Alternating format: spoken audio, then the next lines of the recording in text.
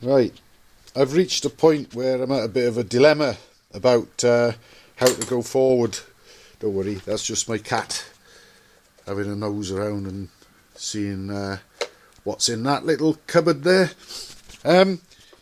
Yes, I've got the all the flywheel and big end components and everything ready to put together now, but I've just got a nagging doubt.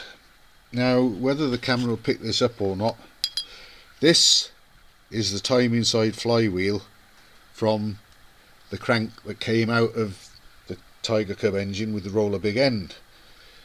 The boss in the face of the flywheel is smaller in diameter than my new old stock one, which isn't too much of a worry, but what could be an issue is it's deeper to accommodate this thrust washer, which obviously the face of the conrod and possibly the face of the alloy bearing cage could bear up against.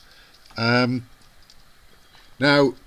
this boss here plus the thrust washer is pretty much about the same depth as this one without, but I'm just a little bit concerned about running the possibility of that aluminium roller bearing cage bearing and rubbing directly on the face of the flywheel. Would it wear out quickly? At this stage I'm just toying with the idea of possibly putting this crank assembly together, this flywheel with my other new drive side flywheel and the new old stock conrod and big end, albeit plain big end, that would have originally gone with this type of flywheel. I'm going to have to mull it over a little bit because I know it would probably take a very long time possibly for this aluminium cage to wear down at its face against the face of the flywheel, and there would be oil there.